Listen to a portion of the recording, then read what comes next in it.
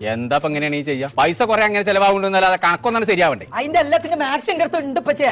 എല്ലാത്തിന്റെ മാക്സ് എന്റെ അടുത്ത് ഉണ്ടാവും വെച്ചറിയാം. മാത്സ് അല്ല, മാത്സ് എന്ന് പറഞ്ഞ കണക്ക്. അതിന്റെ എല്ലാത്തിന്റെ കറക്റ്റ് കണക്കിന്റെ അടുത്ത് ഉണ്ട്. അന്റെ അടുത്തുള്ള കണക്കൊണ്ട് തന്നെയാണ് ഇച്ച ചെലവ് കൂടേണ്ടത്. എന്നിട്ട് ബാക്കിയുള്ള പൈസ എവിടെ?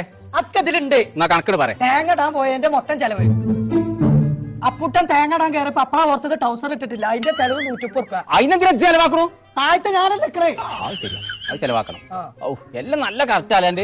അതല്ലേ ഞാൻ പറഞ്ഞു. അതെ അതെ. ഇട്ട തെങ്ങുമെന്ന് അപ്പുട്ടൻ കിഴിഞ്ഞണ്ടാണ്. അപ്പൊ തന്നെ മേത്താകെ തോലിറങ്ങി. അതിന്റെ ഹോസ്പിറ്റൽ ചെലവ് 4500 രൂപ. അപ്പുട്ടനെ ഡിസ്ചാർജ് ചെയ്തിട്ടില്ലേ? ഓ അല്ലെങ്കിൽ ഇതിപ്പോ നിക്കൂലേ? ഇത് മൊത്തം ബാക്കി എത്ര പൈസ ഉണ്ടെന്ന് പറഞ്ഞാ അതല്ലേ? ബാക്കി മൊത്തം 260 രൂപ ഉണ്ട്. ഇതാക്കണം. അല്ല ഇന്നത്തെ 10 ചായപ്പീടിയ കൊടുക്കാനാ. ഞാൻ അവിടുന്ന് ഒരു ചായയും കുടിച്ചു. ഇപ്പൊ 40-40 ഏക്കർ സ്ഥലത്ത് തേങ്ങ ഇട്ടിട്ട് ആകെ ബാക്കി 250 രൂപ. അതിനിപ്പോ ലാഭം അതിനിപ്പ കഴിഞ്ഞ 130 രൂപ കിട്ടിയിട്ടല്ലേ ഉള്ളൂ. ഇങ്ങനെ പോയാൽ നടക്കൂല. അക്കൗണ്ടന്റിനെ വെക്കണം, അല്ലാതെ നടക്കൂല. പേരും നഷ്ടമാണിത്. അങ്ങനെ പറയണ്ട. ഞാൻ തന്നെ അക്കൗണ്ടിങ് പഠിച്ചോളാം. അതിന് +2 പാസ്സായിട്ടുള്ളൂ.